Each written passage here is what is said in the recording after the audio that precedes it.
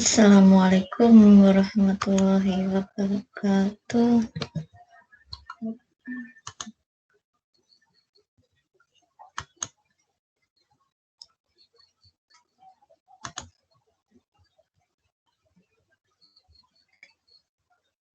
Oke, kali ini kita akan membahas tentang tugas yang telah diberikan kepada kalian. Kemarin ada 4 tugas ya yang telah diberikan kepada kalian. Kita akan bahas satu persatu. Kita mulai dari tugas yang pertama. Kemarin tugas pertama apa? Mencuci baju, ya kan? Kemarin ada 4 pilar dalam computational thinking yang harus kalian jawab ketika kita mempunyai suatu permasalahan tentang mencuci baju. Oke. Pertama ada dekomposisi, kedua ada pattern recognition atau pengenalan pola, ketiga ada abstraksi, keempat ada algoritma. Jadi 4 pilar yang ada dalam computational thinking ini harus kalian jawab. Oke, kita mulai dari dekomposisi ya. Kita flashback kembali. Kemarin dekomposisi itu adalah memecah suatu masalah ke dalam bagian-bagian kecil, ya kan? Agar kita memudahkan untuk mencari solusinya. Oke, kita mulai dari dekomposisi mencuci baju. Yang namanya mencuci baju itu pasti komposisi yang pasti ada itu adalah bajunya, ya kan? Namanya juga mencuci baju. Jadi pecahan dari coba kita flashback sebentar ke tadi gambar ini.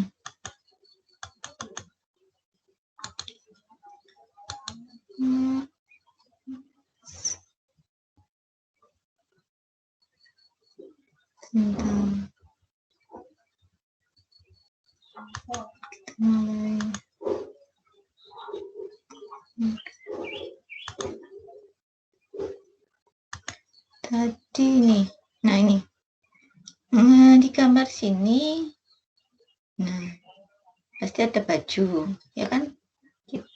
Namanya dekomposisi kan kita pecah dari bagian-bagian kecil. Baju kita sendirikan.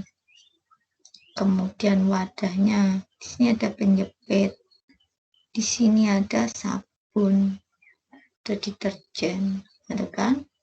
Oke, jadi mari kita jawab dekomposisi. Pertama pasti tadi ada bajunya itu sendiri, ya kan? Karena kita mau mencuci baju, pasti bagian utama di sana adalah baju. Kemudian namanya mencuci pasti membutuhkan deterjen atau sabun. Kemudian namanya mencuci menggunakan untuk mencuci tempatnya di mana? Pasti butuh yang namanya ember, ya kan?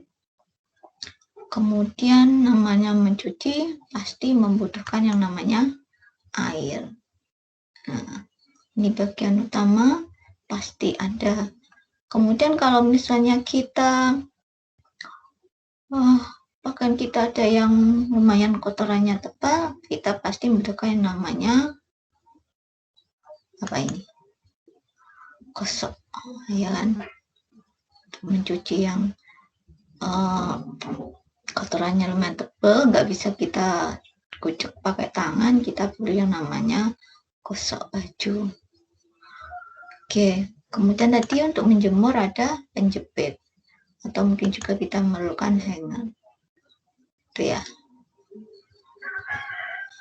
Nah, ini adalah bagian-bagian kecil dari mencuci baju yang kita sebut dengan dekomposisi. Kita lanjutkan tadi ke soal selanjutnya adalah pattern recognition, pengenalan pola. Pola apa yang kita dapat dari ketika kita sebelum mencuci baju, bajunya kita pilah-pilah dulu. Mana yang benar-benar masih kita mau pakai lagi, mau kita cuci, terus yang misalnya mau kita pensiunkan, ya sudah kita sendirikan, nggak perlu kita cuci ya. Nah, itu salah satu dari pengenalan pola. Kemudian setelah kita kumpulkan baju mana yang mau kita cuci, mana yang tidak, nah dengan kita tahu berapa banyak baju yang kita cuci, otomatis kita bisa menentukan berapa banyak deterjen yang akan kita butuhkan. Nah, kan biasanya di dalam deterjen yang sana kan biasanya sudah ada ukurannya. Kalau misalnya biasanya ada kan kayak cup pengukur gitu ya, 1 cup itu untuk berapa baju, itu kan kita bisa menentukan dari sana. Itu ya. Jadi kita pisah mana baju yang mau dicuci lagi, mana yang tidak. Nah, itulah pola yang bisa kita dapatkan. Jadi dengan menentukan berapa pakaian yang mau kita cuci, kita juga bisa menentukan berapa banyak deterjen yang kita butuhkan. Jadi itu polanya.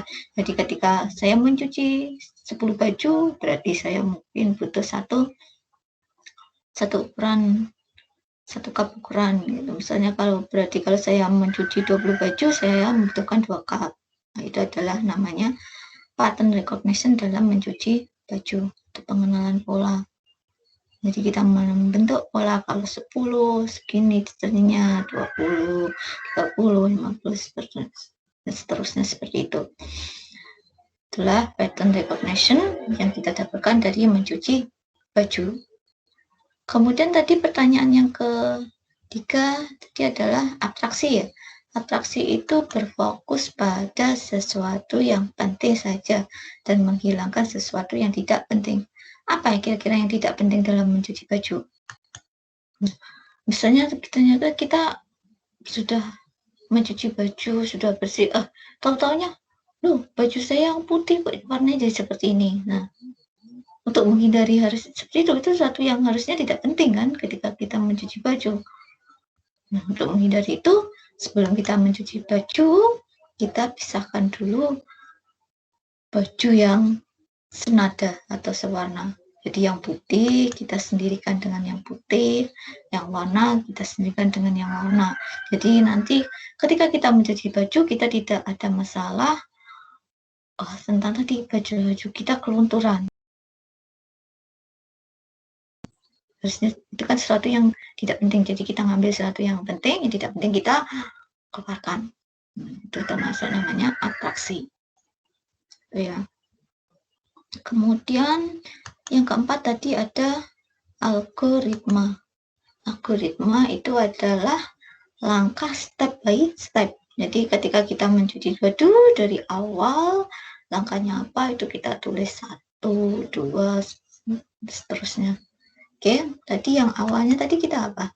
Pisahkan baju kan ya. Tadi di dekomposisi tadi pattern, tadi ada pemisahan baju.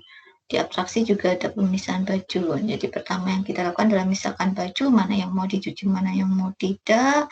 Kemudian warnanya senada, kita satukan, yang putih kita satukan dengan putih. Nah, terus dengan itu tadi kan kita bisa menentukan berapa banyak deterjen yang kita butuhkan. Nah, setelah kita misalkan baju, yang perlu kita siapkan lagi adalah embernya tadi, kita siapkan, kemudian kita larutkan deterjen dengan air. Dari pemisahan baju tadi kan kita sudah bisa menentukan berapa banyak deterjen yang kita butuhkan. Itu kan? Oke. Kemudian rendam baju kurang lebih selama 30 menit. Itu yang normal ya, tapi kita lihat juga kondisi baju yang mau kita rendam.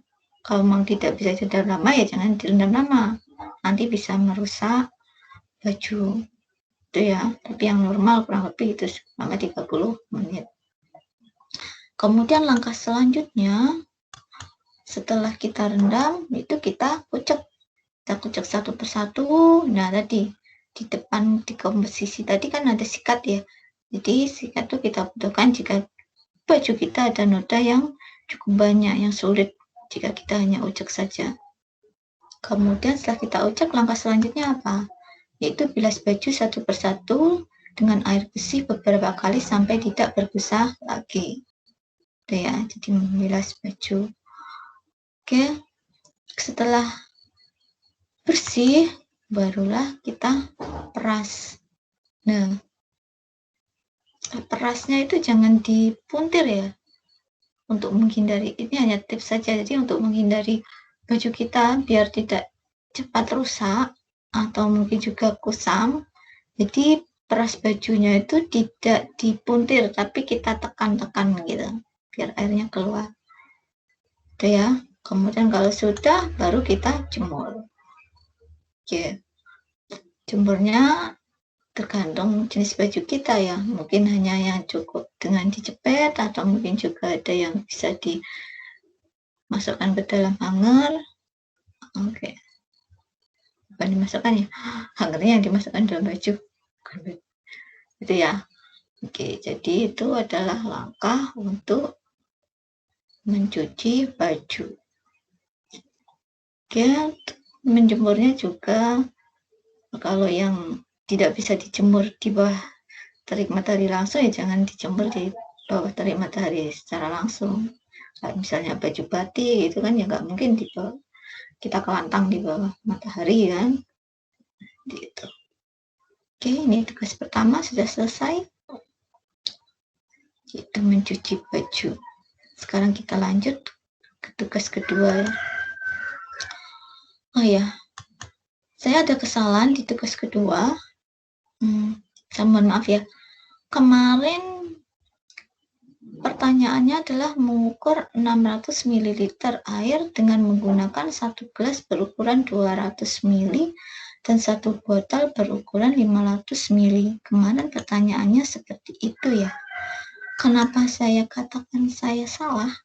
Karena nggak mungkin kan kita punya ukuran gelasnya cuma 200 sama 500. Kemudian pertanyaan saya adalah mengukur 600. Di manakah letaknya padahal maksimal hanya 500. Ya, anggap saja tugas kedua sebagai bonus kalian ya.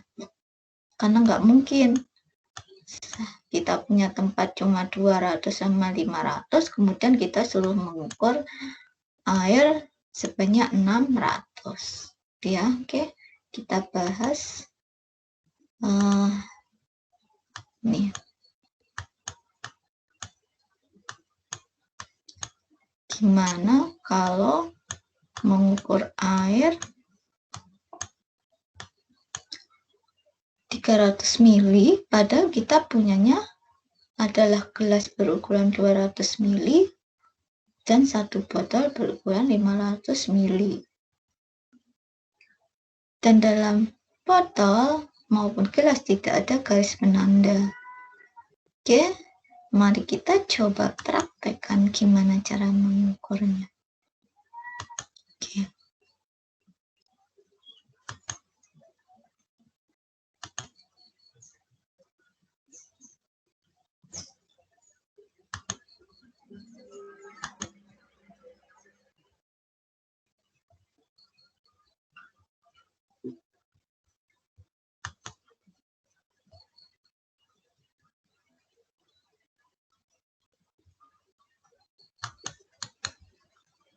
Sebentar.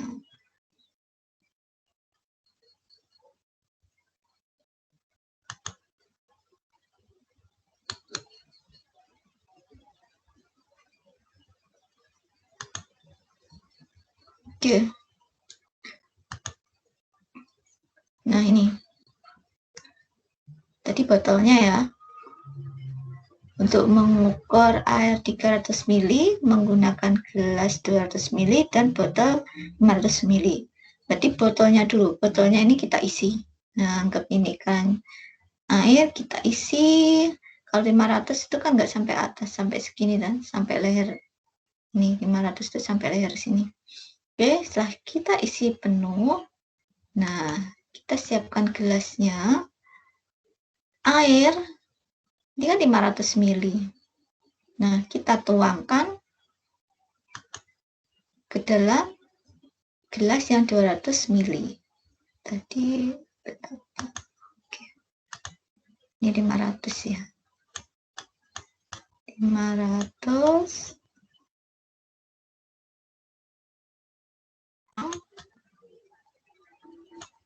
ke dalam 200. Berarti berapa sisanya? 500 dikurangi 200, sisanya 300. Nah, kan? Jadi caranya seperti ini. Nah, jadilah, anggap saja misalnya 300 segini. Itu ya caranya. Jadi caranya pertama adalah mengisi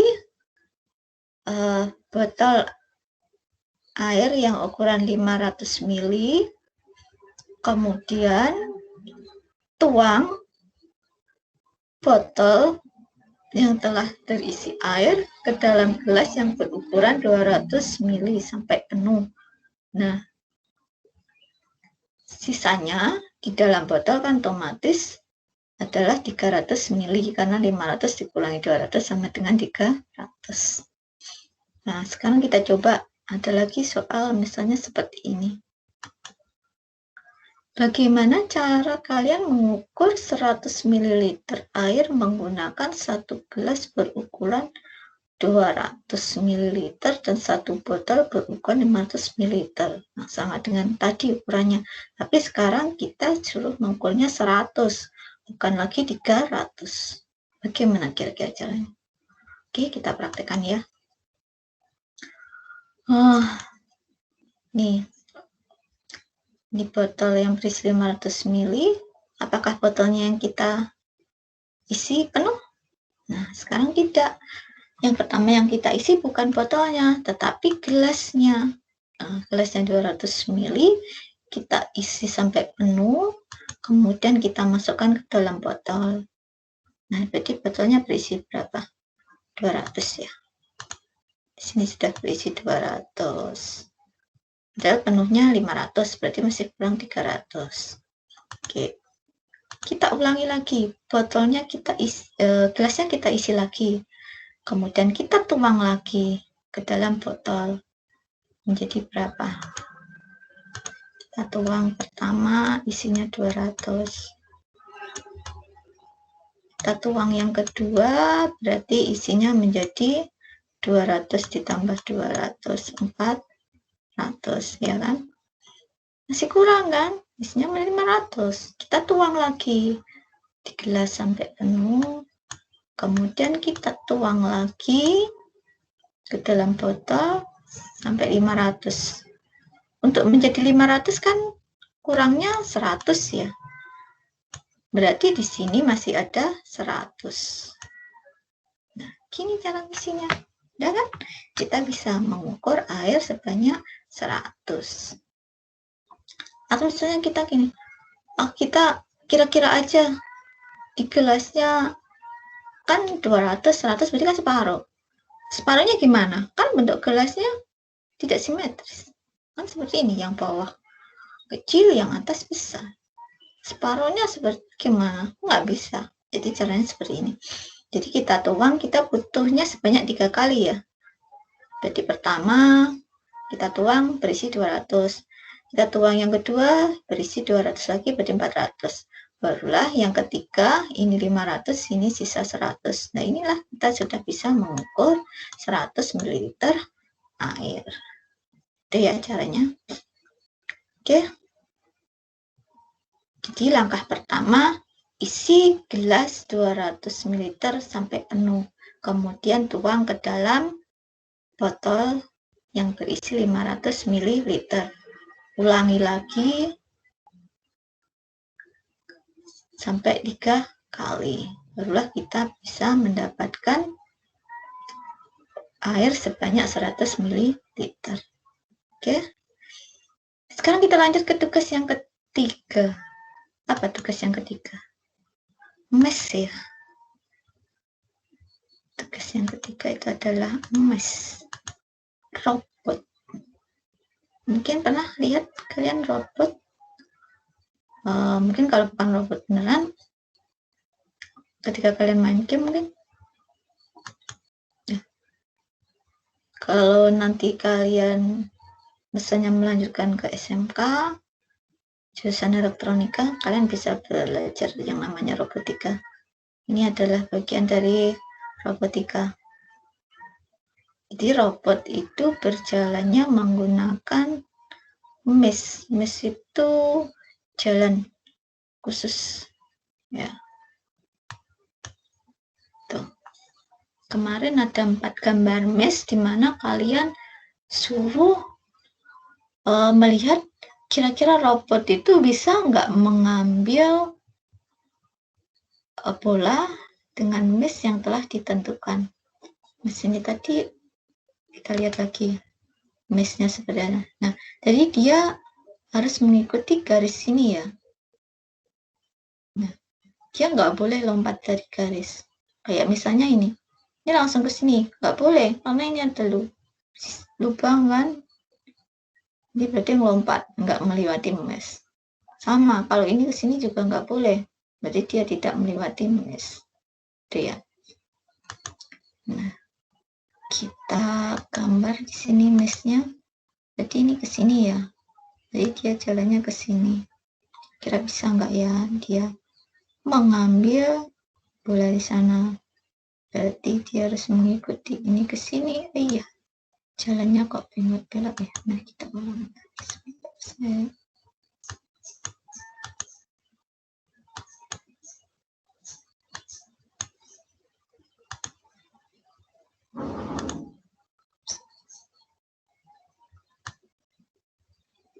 Nah, berarti gini ya.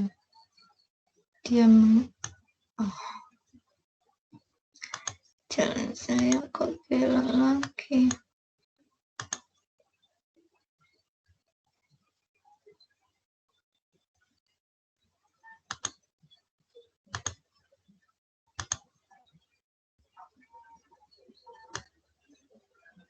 Ya.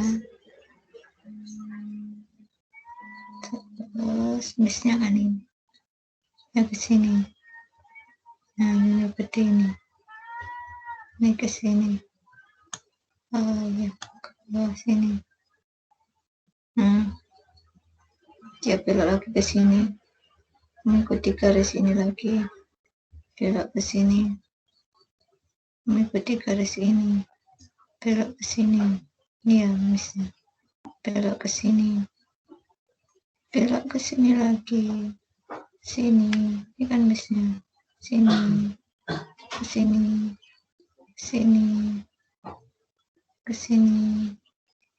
Sini. Sini. Oke, dia bisa mengambil bola. Oke, berarti ini benar ya. Dia bisa mengambil bola. Kemudian kita lanjutkan ke gambar kedua. Bisa nggak ya? Kita cek lagi. Berarti ini caranya ke sini. Sini. Sini. Sini. Sini. Sini. Sini. Sini. Sini. Ini. Jadi kita mengikuti garis ini. Jalannya. Oke, bisa lagi kan dia ngambil bola. Oke. Sekarang berarti ini benar ya. Sekarang kita lanjutkan ke gambar ketiga. Bisa nggak ya? Kita gambar lagi. Ini ke sini ya. Ke arah sini. Sini. Sini. Ke sini. Ke sini. Ke sini. Ke sini. Oke, dia berarti ini nggak bisa. Karena ini kan nggak bisa ke sini. Karena di sini ada garis, jadi harusnya lewat sini, nggak boleh langsung ke sini. Jadi yang ini adalah yang salah. Itu ya. Kenapa salah? Ini tadi, kalau dia mau ke sini kan harusnya lewat sini. Ya, kalau robotnya ada di sini, dia bisa. Tapi karena robotnya ada di sini dan mesh-nya ada di sini, dia tidak akan bisa ke sana. Tuh. Oke, kita lanjutkan ke gambar yang keempat. Kita cek. Bisa nggak? Ini ke sini ya.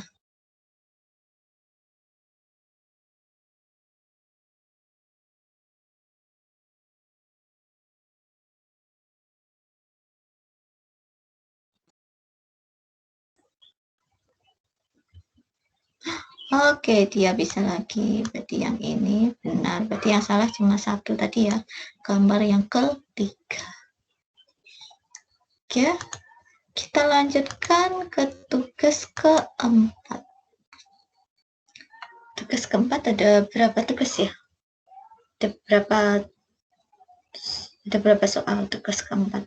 Ada 4 ya. Oke, kita mulai. Nah, gambar yang ini. Ini namanya adalah sirkuit Boolean. Mungkin kalian kalau belajar matematika, ada nggak ya kira-kira kelas 8 pelajaran ini sudah? Dimana itu kalau 1 dengan 1 menghasilkan 1, kalau 0 dengan 0 menghasilkan 1, tapi dengan 1 dengan 0 menghasilkan 0, ataupun 0 dengan 1 menghasilkan 0. Oke, itu ya. Kita lihat. Ini. Sirkuit Boolean adalah salah satu model komputasi matematika. Ya, karena ini adalah satu operasi matematika. Saya nggak tahu kelas 8 sudah ada pelajaran ini atau belum. Jika sel yang berwarna putih bernilai 0 atau sama, dan sel berwarna hitam bernilai 1 atau benar.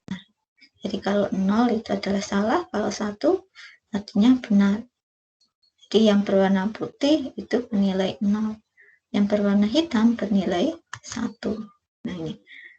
Jadi kalau 1 dengan 1 atau hitam dengan hitam itu akan menghasilkan hitam. Tapi kalau putih dengan hitam itu akan menghasilkan putih. Sama juga hitam ke putih itu juga menghasilkan putih. Tetapi kalau putih dengan putih itu akan menghasilkan hitam atau 1. Ya. 1 dengan 1 menghasilkan 1, 0 dengan 1 menghasilkan 0, begitupun 1 dengan 0 menghasilkan 0. Dan 0 dengan 0 itu menghasilkan 1.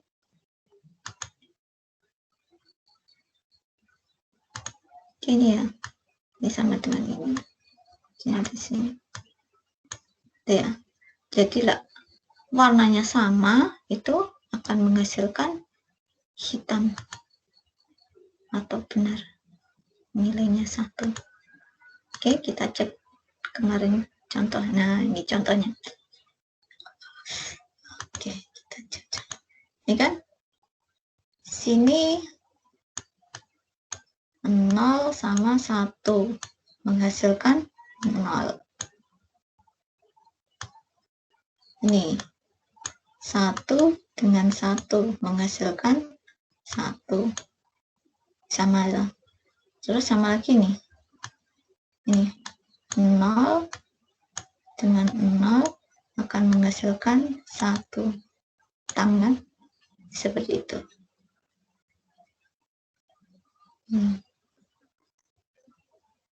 Ya, hitam dengan hitam jelas. Kalau putih dengan putih, ketemu hasilnya hitam. Ya memang itu. Tadi kan ketentuannya kalau warna yang sama akan menghasilkan hitam. Gitu. Oke, mari kita cek soal yang harus kalian jawab. Ini kan gimana hasilnya? Gimana hasilnya ya? Kita gambar di sini.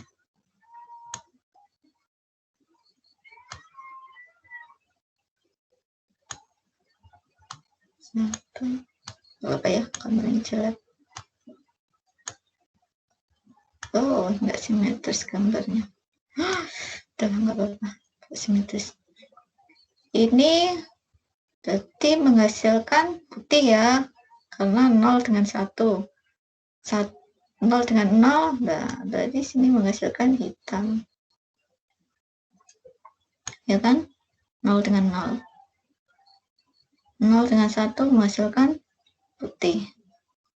Nah, ini dengan ini tetap putih ya. Ini hitam sama hitam berarti hasilnya hitam. Ini hitam. Oke. Kemudian ini 0 dengan 1 berarti 0 ya. 0 dengan 1 0. Nah, ini.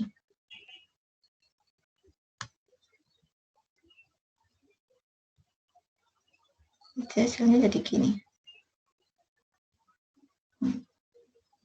Jadi yang hitam berpindah ke sini. Yang tetap jadi down ini, sama ini. Kan? Nah, jadi seperti ini caranya. Oke. Sekarang kita lanjutkan ke soal selanjutnya. Nah, ini kemarin ada soal seperti ini kan, ini namanya adalah kode biner. Sama, kode biner itu adanya cuma 0 sama 1, sama dengan boolean tadi ya. Di sini juga sama. Jadi kalau L atau ke arah kiri, itu nilainya 0. Dan huruf R ke arah kanan, itu nilainya 1. Itu ya. Jadi kode biner itu adanya juga cuma 1 dan 0. Sama dengan boolean tadi. Cuma kalau boolean tadi kan ada operasi 1 dengan 1 menjadi 1 gitu. Kalau di kode biner itu dia cuma punya 2 kondisi, yaitu 0 dan 1. Dan kode biner inilah yang bekerja di dalam sistem komputasi. Dalam sistem digital ya, bukan hanya komputasi. Jadi dalam sistem digital itu hanya ada 2 kondisi yang didasarkan pada kode biner ini. Yaitu di mana 1 itu berarti menyala, 0 putus. Jadi dalam komputer itu ada banyak sekali rangkaian yang bekerja berdasarkan kode biner itu. Di mana dia 1 itu dia menghubungkan sirkuit, kalau 0 dia memutus. Nah, itu akan bekerja dengan sangat cepat sekali, dengan persekian mili ya, sampai nano ya sekarang, itu sampai nano detik gitu. Nah, itulah yang menjalankan sistem digital, baik itu komputer, mungkin HP, atau kalkulator digital, dan sebagainya. Kalau kalian ingin belajar ini, ya kalian masuklah ke dalam jurusan komputer. Oke? Kita lanjut ke soal kita ya. Nah, ada kode biner seperti ini. Berapa banyak huruf dalam kode perang-perang tersebut untuk kata bir? Jadi 4 ini ya. Kita hanya suruh nulis angkanya. Walaupun kita suruh angkanya, kalau kita mengejar kan kita kan harus mencari. Oke, kita cari. Dari kata bir, jadi ke arah B. Ini ke mana? L ya. L. L. L. L. L. Sini R. Kanan kan? Kalau yang untuk ke arah sana, berarti ke L lagi, R lagi, R lagi. Berapa huruf? Kita hitung 1, 2, 3, 4, 5, 6. Bentar, kurang 1 ya.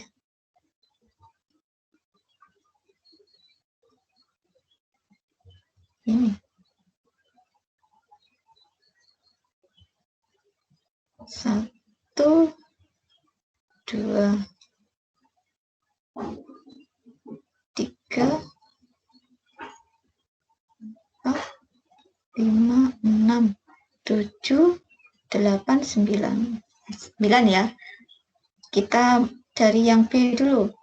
B kan ini 1, 2, 3.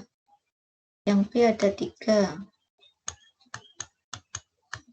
Kemudian yang E 1, 2, 3. Yang E juga ada 3.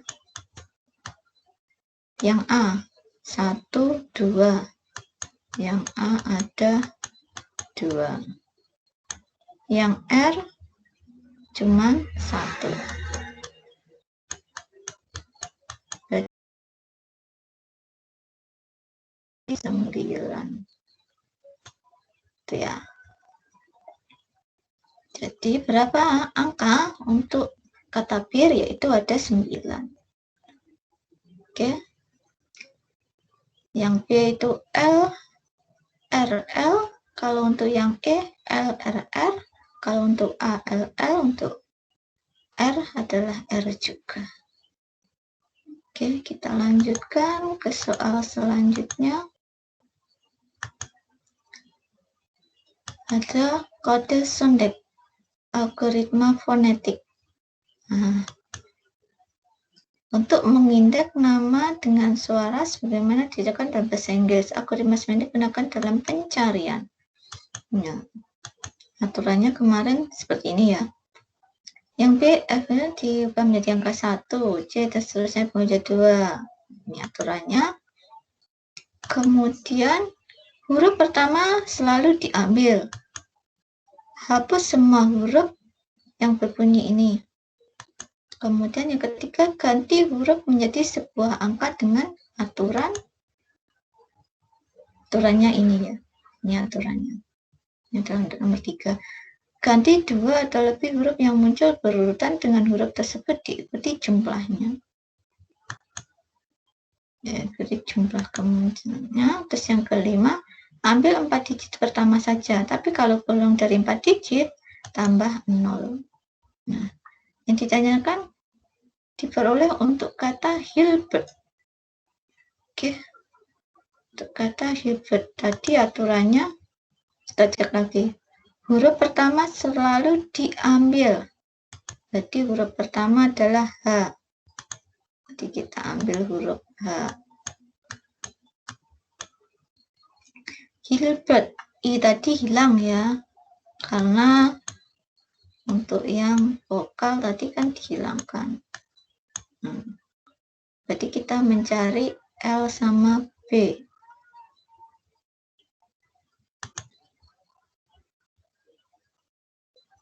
L itu berapa? 4. Kalau B 1.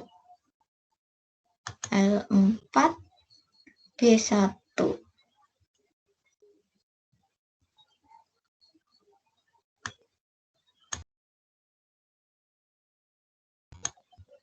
B1. Nah, kemudian masih ada R dan T. Kita cek lagi. R berapa? R 6, T-nya 3. R 6, T-nya 3. Tapi tadi ada aturan bahwa cukup diambil, tadi mana? Ambil 4 digit pertama. Berarti otomatis yang ini hilangkan. Jadi jawabannya H416. Itu ya, karena kan cuma 4 digit. Oke, sekarang kita lanjutkan ke soal selanjutnya. Ada metrik. Nah, ini metrik. Berarti metrik itu seperti kalian mengerjakan koordinat ya. Ada sumbu Y, ada sumbu X. Ini aturannya. Kalau ke bawah berarti hanya boleh turun. Kalau turun dan ke kanan berarti turun kanan. Simbolnya, kalau simbolnya seperti itu adalah halangan, berarti tidak bisa kita lewati. Oke, kita cek soalnya. Nah, untuk menggambarkan peta atau array satu dimensi yang digunakan untuk menggambarkan arah bergerak pada pilihan jawaban. Masing-masing elemen terdiri dari 2 komponen, yaitu karakter dan angka. Karakter tadi ada huruf tadi ya. Oke, kita lihat soalnya. Rute mana yang dapat ditempuh oleh Tom untuk sampai ke kantor ibunya? Kantor ibunya itu ini. Nih ya, kantor ibunya. F6. Nih, F6. Tomnya ada di sini. Berarti kemana Tom? Ini turun ya. Berarti A1 terus ke B1 ya. A1 ke B1 ke sini. Kemudian ini bisanya turun atau ke kanan. Kita lihat kalau turun kita bisa nggak? Nggak bisa karena ini punya di sini nggak ada kan? Ini arah ke sini berarti nggak mungkin ke C. Jadi bisanya adalah ke kanan. Yaitu berarti B2 di sini. Kemudian ini turun jelas nggak mungkin ada penghalang, berarti lanjut ke arah kanan yaitu ke B3 sini kan. Nah ini ke sini ataukah ke bawah? Ini ada dua jalur kan di B3. Kita cek kalau ke bawah kita mungkin nggak ya, kita ke bawah ini ke sini, ini ke bawah lagi ya ini mungkin. Kita cek dulu ke arah kanan ada caranya mungkin kan nggak kalau ke kanan. Ke kanan ini balik ke atas, nah nggak mungkin ya, berarti ini ke bawah ke berapa? C3 berarti ke sini kan, berarti ke C3 dan nggak cukup saya tulis di bawah sini, tapi ke C3 ini pasti ke bawah karena ini panah ke bawah pasti ke bawah sini kan, berarti ke D3. Oke, di sini kita lihat ini arahnya ke kiri sama ke bawah, pasti ke bawah lagi ya, nggak mungkin ke karena arah kanan nggak ada, berarti ke bawah lagi ke E3.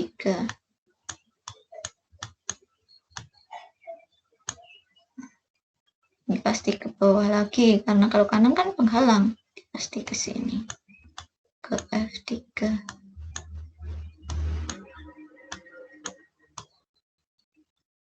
Nah setelah itu ini kan ke arah kanan, berarti ke F4, ke arah kanan lagi ke F5.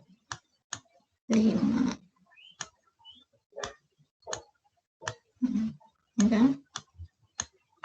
Nah, itulah untuk sampai ke F6. A1, B1, B2, B3, C3, seperti itu. Untuk sampai ke kantor ibunya yang ada di F6.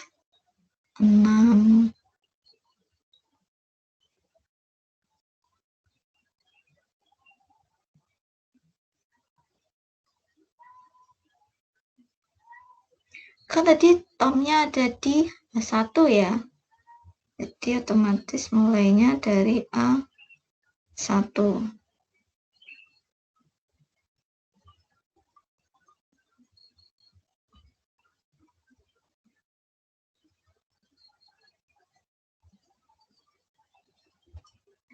Terus akan berakhir otomatis juga di F6 karena tujuannya adalah ke F6 kan, jadi seperti ini. Jadi awal dan akhir tetap ditulis ya, A1 sama F6-nya tetap ditulis dengan jalurnya. Jadi dari sini ya, jadi ke sini jalannya. Kita mulai dari sini, ke sini, ke sini, ke sini, terus ke sini. Itu jalannya untuk sampai ke F6. Oke, kita lanjutkan. Di sini saya masih punya satu lagi mungkin nggak ada di soal ya, ini tambahan, siapa tahu nanti di ulangan ada. Itu penjualan round robin dan penggunaan Gantt chart.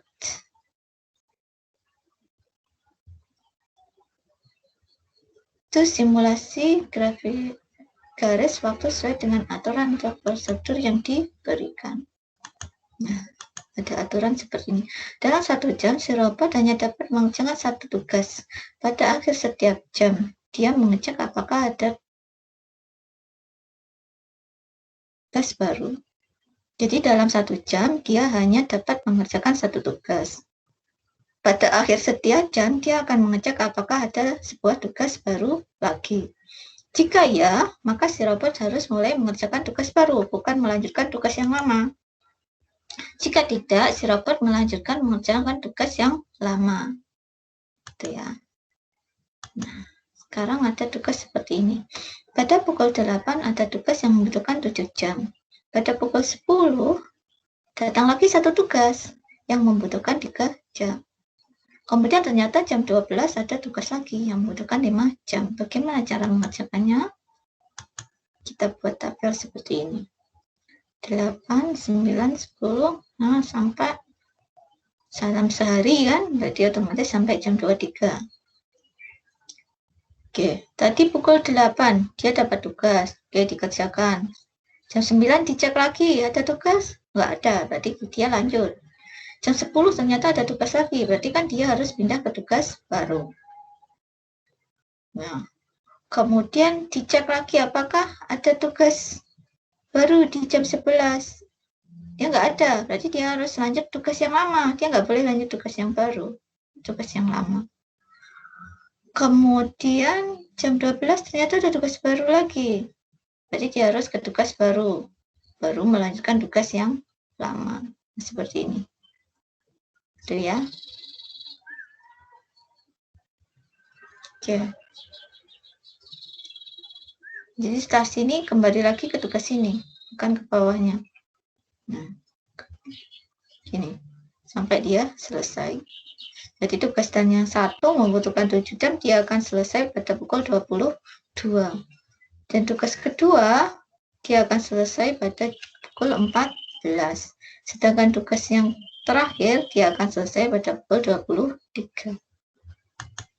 Itu ya. Nah, sekarang gimana kalau dia mendapat 4 tugas? Jam 5, di jam 8, 11, 14, 17. Nah, kita coba. Jadi jam berapa?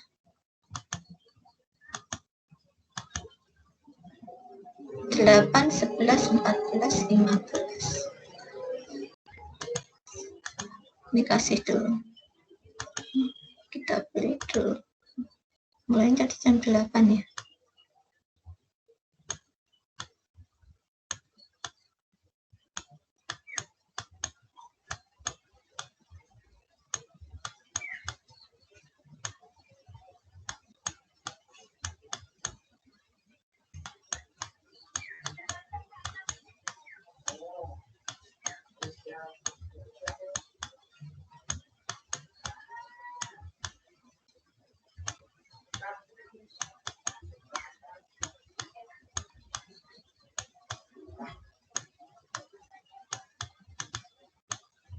Oke.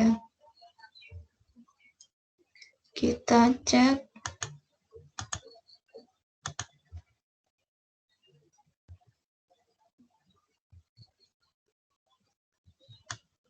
Delapan, 11, 14, 17.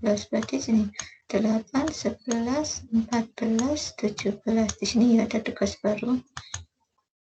Terus 5, 3, 5, 2. 5, 3, 5, 2. Oke.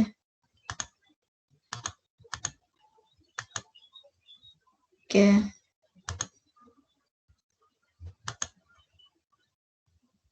Di jam 8 ya. Oke. Sini. Di sini nggak ada tugas baru, berarti kita lanjutkan. Sini dicek nggak ada tugas baru, berarti lanjutkan. Jam 11 baru ada tugas baru, berarti pindah ke sini. Sini nggak ada tugas baru, berarti ke sini. Ini terus kembali lagi ke sini. Jam 14 ternyata ada tugas baru, berarti kan ke sini. Ini tugas 1, 2, 3, 4. Kita cek di jam 15 adakah tugas baru? Nggak ada, berarti kan kembali ke sini. Sini, sini. Jam 17 ternyata ada tugas baru, jadi dia harus ke sini. Nah, ada tugas baru kan, jam 17 di ke sini. Jam 18 nggak ada, berarti kembali lagi ke sini.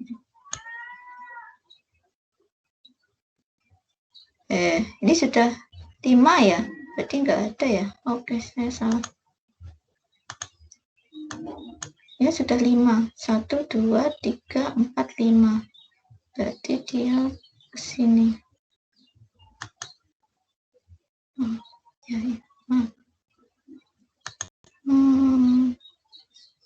18 nggak ada, berarti ke sini. Ini 3 sudah ada ya. Yang ini sudah 3, pas berarti ya sini. Ya ke sini. Yang belum ini kan, di ke sini. Kembali lagi ke sini. Ini sudah 2, ya tinggal ini. Yang belum meninggal ini doang. 5 ya, 1, 2, 3, 4 kurang 1. Nah, dia akan selesai. Nah, jadi seperti ini. Dan sudah 1, 2, 3, 4, 5. Yang ini 1, 2, 3. Yang ini 1, 2, 3, 4, 5, 1, 2. Itu ya. Seperti itu. Jadinya. Ya, mungkin bisa dilihat sambil dipahami.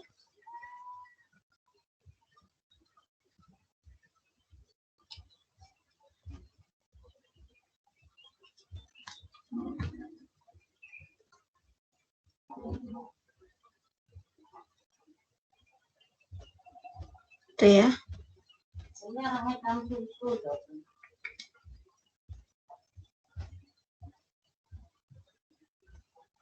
Oke, jika ada yang masih belum paham, bisa diulangi lagi videonya dari awal. Oke, silahkan dipelajari dari awal, karena setelah ini kalian akan mengerjakan ulangan. Oh ya, mungkin bagi kalian yang belum berhasil aktivasi,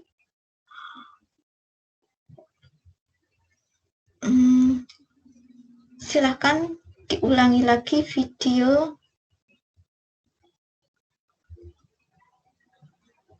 yang ada di channel Sareta ya. Oke, di bawah ini nanti ada. Oke. Ya, silahkan dipelajari lagi. Kalau misalnya linknya itu sulit untuk dibuka, silahkan linknya itu di copy.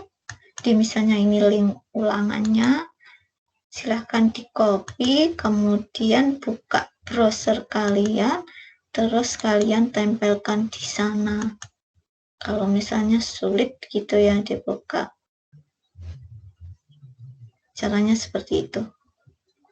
Nah, untuk aktivasi, kalian kan pasti membutuhkan password baru.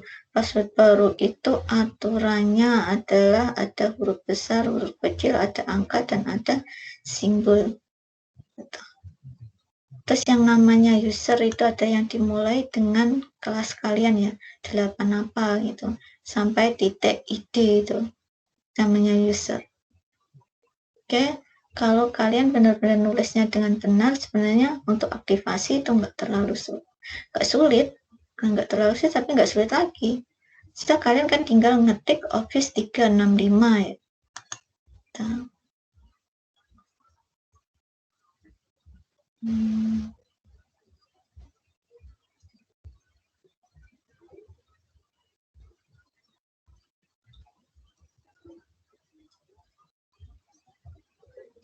di sini ini sudah datang, tidak bisa buka.